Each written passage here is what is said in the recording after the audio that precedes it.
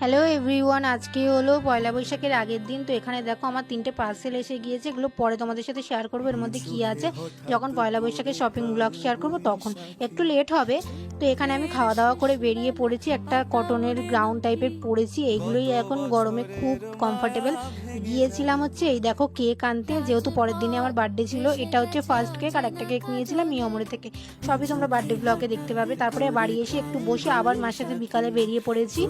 এই যে বলছিলাম না চড়কে যেতে লেট হয়েছে, এই জন্যই। এই দেখো এখানে বাসন্তী ঠাকুর চলে এসেছে প্যান্ডেলে।